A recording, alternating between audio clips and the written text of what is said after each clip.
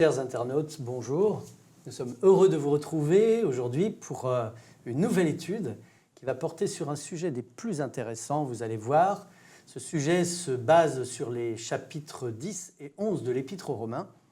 Et dans ces chapitres est abordé un sujet qui parle des élus. Alors en parlant des élus, alors non pas les élus locaux, mais les élus de la part de Dieu, j'ai avec moi le pasteur Ralph Sichern et le pasteur Gabriel Goléa. Bonjour.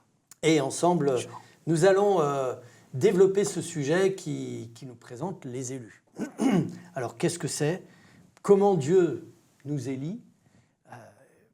Paul développe ces aspects dans ces deux chapitres de l'Épître aux Romains. Mais avant cela, je demanderai au pasteur Ralph Sichern de bien vouloir prier avec nous. Éternel notre Dieu, merci pour ces études. Merci pour cette lettre d'espérance. Merci pour ces pépites. Et merci pour ces richesses. Merci de nous aimer tant. Et en retour, aide-nous à comprendre et à partager ces merveilles au nom de Jésus. Amen. Amen. Eh bien, en parlant de partager, je vous propose de partager un extrait de ce chapitre 10. Donc, dans l'Épître aux Romains, chapitre 10, à partir du verset 1, et nous lirons jusqu'au verset 4.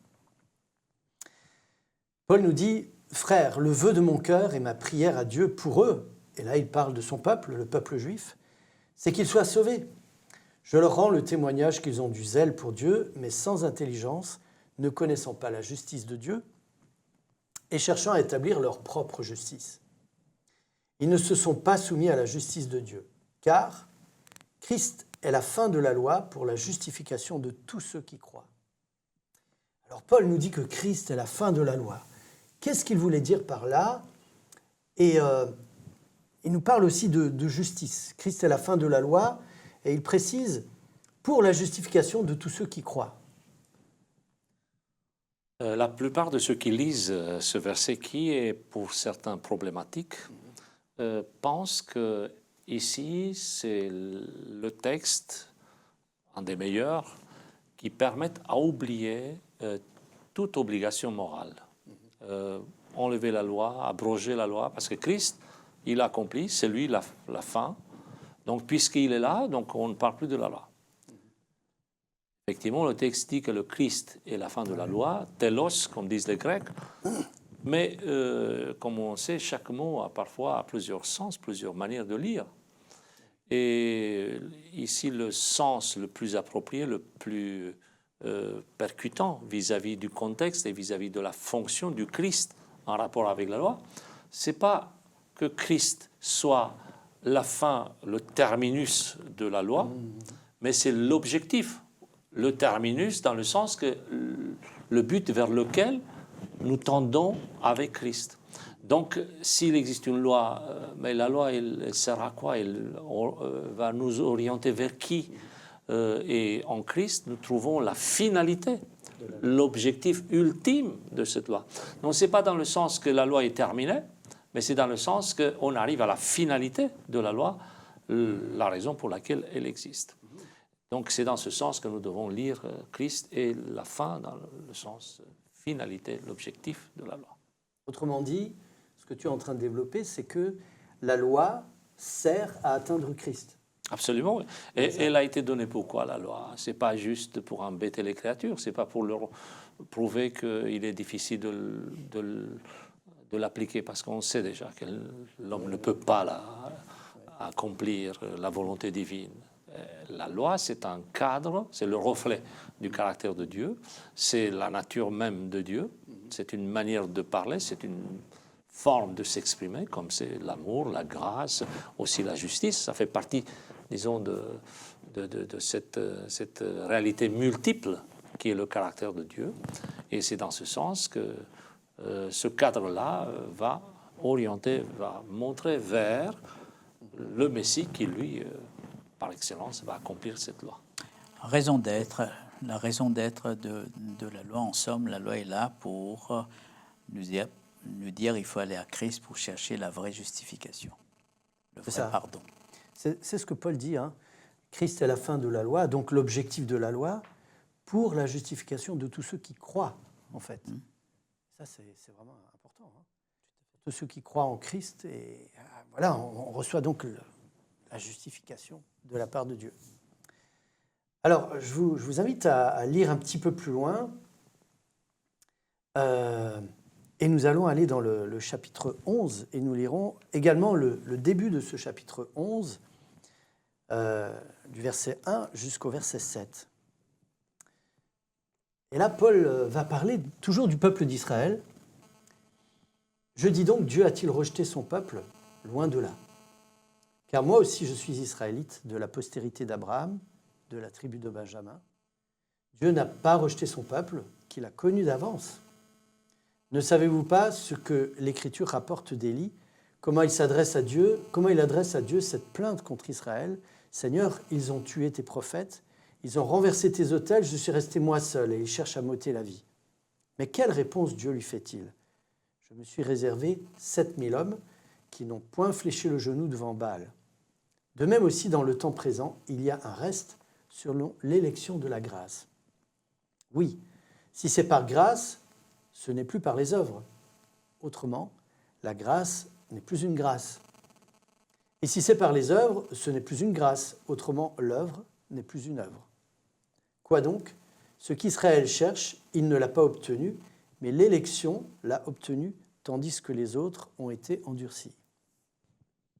Alors, peut-être quelques remarques pour comprendre dans quel contexte l'apôtre Paul aborde cette question. Parce qu'on sent qu'il y a derrière une inquiétude.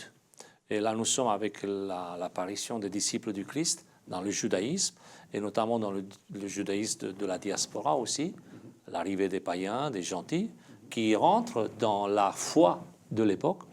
On sent qu'il y a des questions concernant la place de l'Israël, de la place des autres communautés, et il y a forcément des frictions. On se souvient quand dans d'autres villes, dans d'autres régions, chez les Galates par exemple, il y avait la visite des judaïsants, des gens qui voulaient rappeler qu'il est important d'obéir aux prescriptions de la loi de Moïse, etc.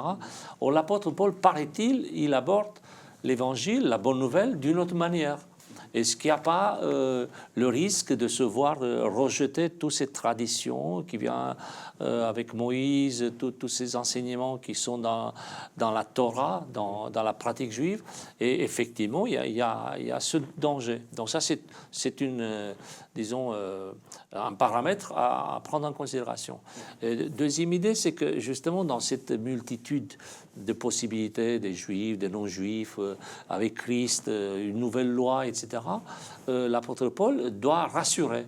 Et d'une part, chacun a une place dans le salut, donc il n'y a pas à avoir une crainte vis-à-vis de la bonne compréhension des textes bibliques, de la prophétie, le Messie qui va accomplir toutes ces prophéties. Et d'autre part, c'est des réponses liées à la présence dans le cadre du salut.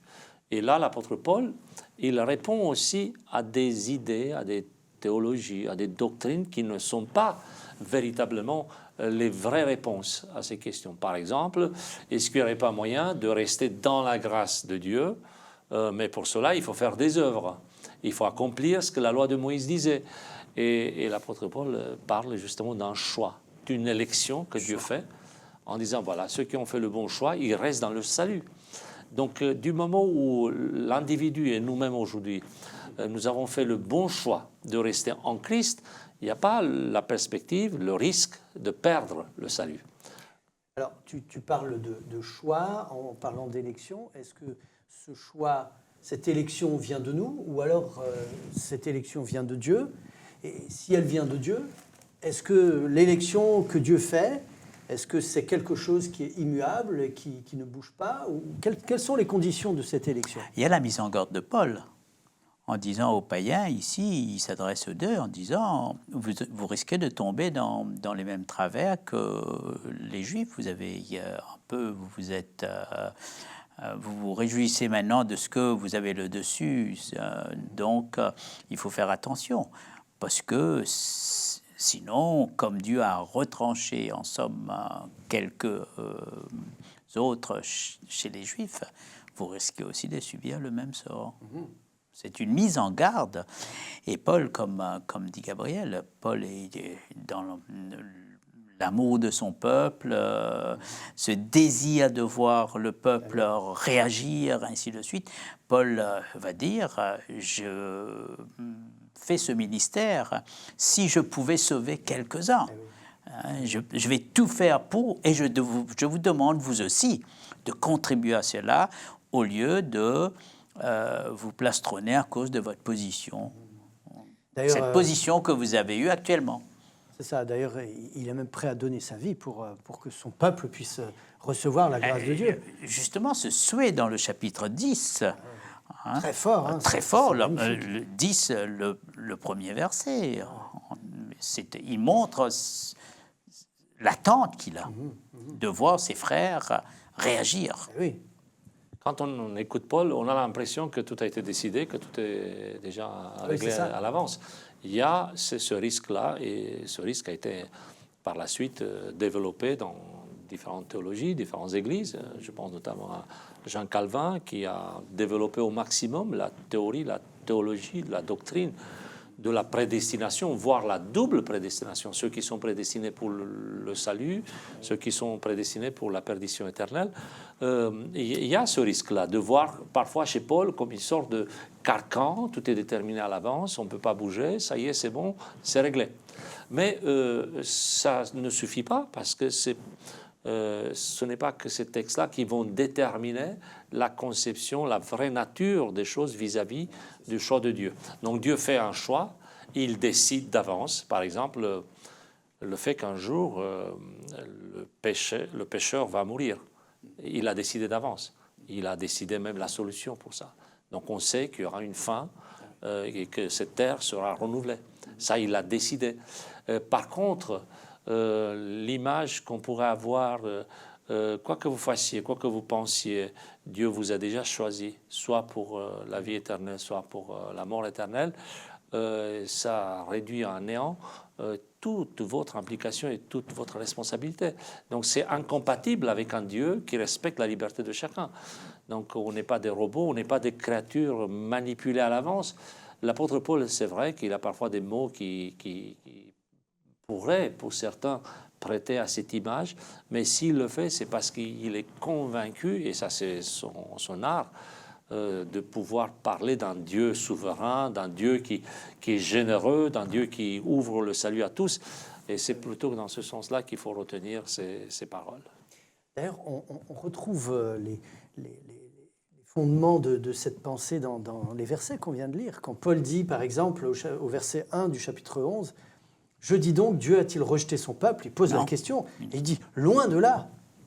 Et il continue en disant « Car moi aussi, je suis israélite. » Comme pour dire, voilà, le Seigneur m'a touché, et il y a cette élection qui est un petit peu comme une disposition de Dieu, une disponibilité qui est là pour être élu de Dieu, et qui, de la part de Dieu, ne bouge pas. Il répond en même temps, sans te couper, en même temps il répond aux critiques qui disaient déjà à l'époque, mais Israël a été rejeté. Donc forcément, puisqu'il y a les disciples du Christ, puisqu'on assiste à la naissance d'un nouveau mouvement au sein, vous vous rappelez qu'il y avait une mosaïque, des groupements, des partis, des sectes dans le sens premier siècle, et sadducéens, pharisiens, etc. Il y a les disciples du Christ qui arrivent, donc ça y est, c'est bon, le judaïsme n'a plus de fonction. Et l'apôtre Paul, il se met en première ligne, d'ailleurs, c'est très courageux, et dit, non, forcément non, la preuve, moi-même, je suis et j'y crois. Alors, est-ce que sur Terre, il existe un groupe de gens qui soient en dehors de la portée de la grâce de Dieu ? Jean 3,16, Dieu a tant aimé le monde, afin que quiconque, il faut former partie de ce quiconque. Et Paul est clair là-dessus, il ne transige pas. Le salut passe à travers Jésus-Christ. Que ce soit pour les Juifs comme pour les païens. Autres. Et puis son souhait, c'est que ses frères puissent comprendre cela, puissent saisir cet aspect et changent d'attitude à travers... lui aussi, il était dans ce cas, il a fait demi-tour, il a fait marche arrière, il a bien compris.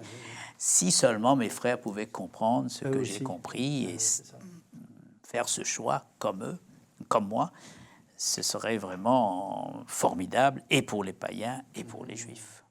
Alors tout à l'heure, je vous ai présenté comme les élus. Non pas que vous soyez meilleurs que les autres, ou plus saints, ou plus parfaits, mais pour nos internautes, qu'est-ce qu'on pourrait leur dire à ce sujet? On pourrait dire que Dieu, dans sa bonté, dans sa générosité, il voit chaque enfant, chaque être humain comme étant l'être le plus précieux sur cette terre. C'est difficile à concevoir. Nous, on a plutôt les hiérarchies, les grades, les distinctions, les différences. Mais Dieu fait la même chose pour tous, c'est-à-dire qu'il accorde au maximum à chacun d'entre nous. Et il faut se sentir comme ça. Moi, je suis le plus aimé, le plus apprécié. Et ça, bien sûr, sans faire concurrence ou dégrader les relations avec les autres. Ce n'est pas un élitisme que la Bible met en place, Non. mais c'est une, disons, une attention particulière, une valorisation personnalisée. Ce que tu es en train de dire, c'est que toi, tu es la personne la plus aimée au monde, mais pour toi, Ralph est aussi la personne la plus aimée au monde. Et Dieu peut le faire avec chacun d'entre nous. Avec chacun d'entre nous. Et avec tous. Nous sommes tous prédestinés. C'est ça. D'accord. Dieu a Dans le tant aimé sens- le monde, C'est ça. il a prédestiné tout le monde au salut. Mais Voué à maintenant, l'avance. voué à l'avance, absolument, un maître qui rentre dans la classe et qui s'adresse à ses élèves en disant « Vous allez tous réussir à la fin de l'année. C'est Mais ça. il faut bosser. À vous de choisir. Bosser non pas pour Ouais. mais il y a un programme à suivre, comme ici il est dit. Celui qui croit en lui n'est point jugé, Ah oui. mais celui qui ne croit pas en lui est déjà jugé.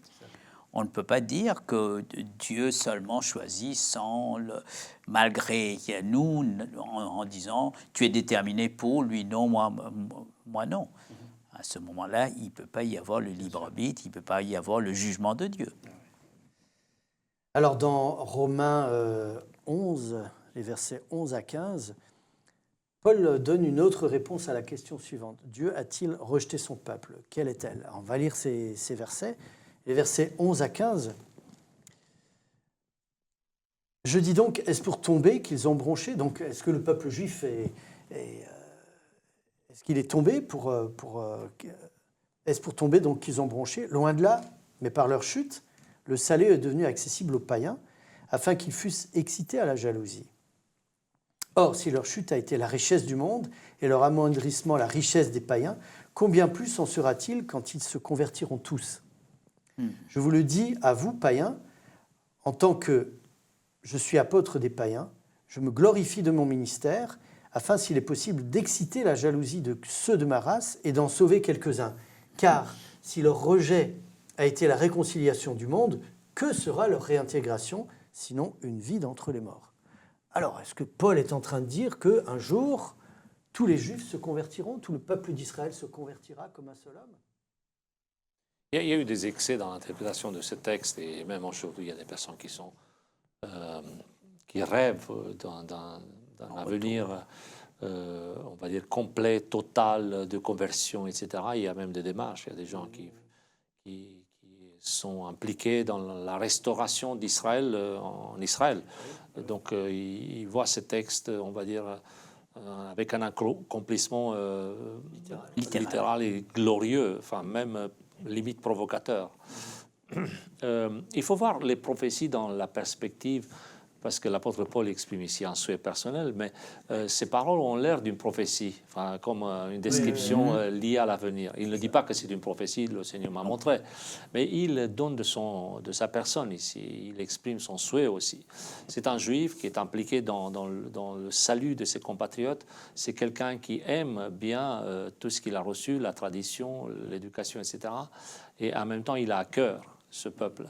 Et donc, il ouvre une perspective très positive, mais il n'y a rien de nouveau dans tout ça, parce que c'est exactement ce que Dieu fait à chaque fois. Donc on a des passages exceptionnels dans la Bible, dans l'Ancien comme dans le Nouveau, liés justement au retour des égarés, au retour à la maison.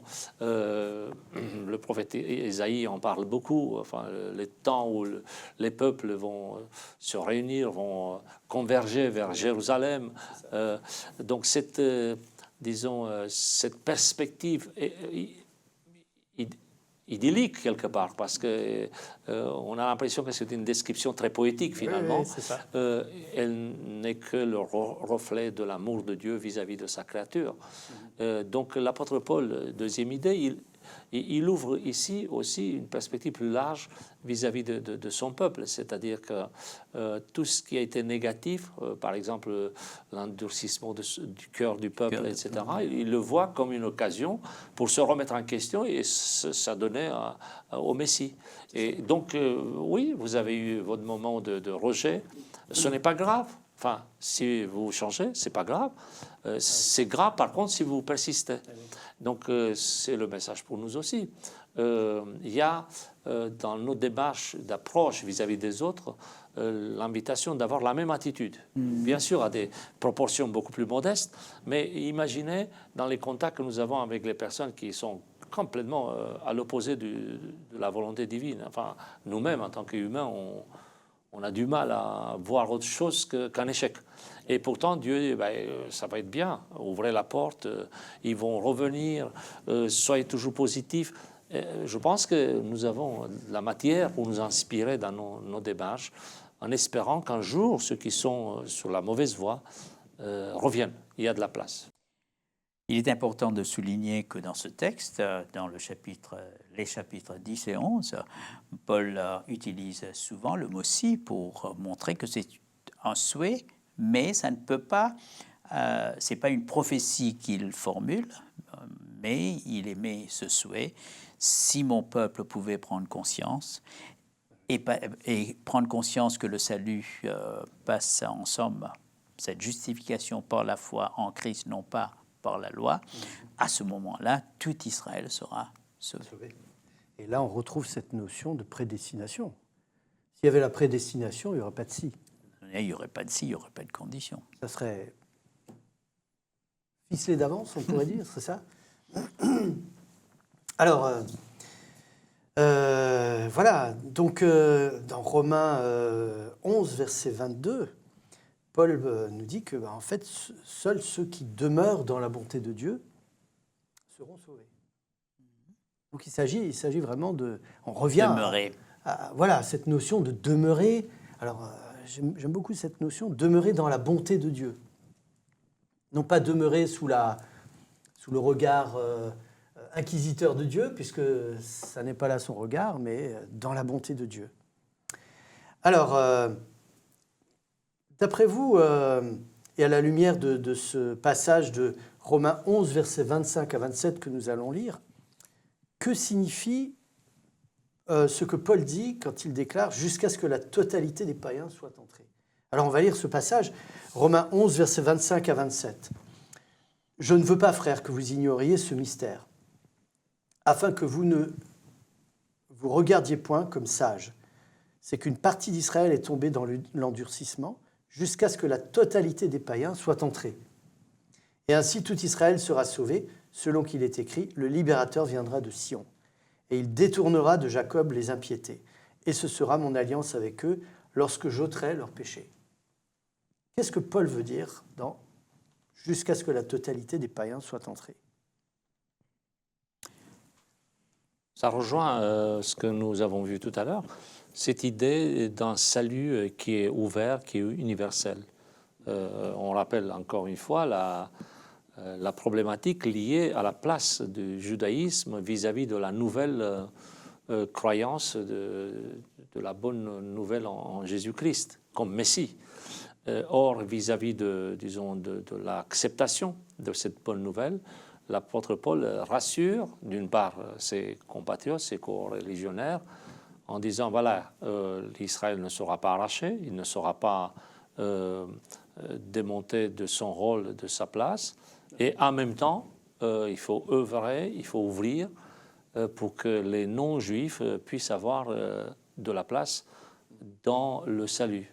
Et là, nous lisons entre les lignes aussi sa fibre de missionnaire. On rappelle que l'apôtre Paul était le fondateur de plusieurs églises, et non pas juste le théologien, celui qui affirme la doctrine du christianisme. Donc il va exprimer ici son désir, sa volonté, sa joie de voir venir à Christ, au Messie, la plupart de ces gens-là qui sont en contact avec la bonne nouvelle. Mais là, tu parles de la plupart, et Paul dit la totalité des païens. Alors, et il parle aussi tous, de tout Israël. Tout Israël, Ouais. tous. Ici, on peut employer la totalité, c'est chaque païen, chaque juif. Il a ça. tant aimé le monde, tout le monde. C'est ça. Personne n'est exclu. Tu avais posé la question, est-ce qu'il y a quelqu'un sur cette terre qui ne peut pas être sauvé? Tous. Nous sommes tous. Et il y a le mot totalité, mais aussi dans le sens de plénitude, Plénitude, exact. c'est-à-dire un accomplissement au zénith, Complet. au point culminant. Donc l'apôtre Paul exprime cette volonté, ce désir qu'il a de voir s'accomplir la mission du Christ avec, et à travers lui aussi. Et je crois que Pierre dira, Dieu use de patience pour que tous, donc sauvés. cette notion de tous, soit sauvés. La totalité. C'est ça. La totalité ici, c'est chacun a droit à ce salut en Jésus-Christ. Chers internautes, nous arrivons à la fin de notre étude, de notre partage. Et c'est vrai que nous avons parlé de l'élection, du fait que Dieu nous avait prédestinés dans le sens où il a prévu le salut pour chacun d'entre nous, alors pour le peuple d'Israël dont Paul parle, mais aussi pour toute l'humanité. Et je voudrais lire avec vous ce passage de Romains 11, verset 29 pour conclure, où il est dit que Dieu ne se repent pas de ses dons et de son appel. C'est-à-dire que ça reste toujours disponible pour vous comme pour nous, et nous pouvons remercier Dieu pour cela. Alors je tiens à vous remercier tous les deux, Merci à toi Gabriel, Ralph, Merci Jean-Marc. et nous vous souhaitons que Dieu vous bénisse abondamment.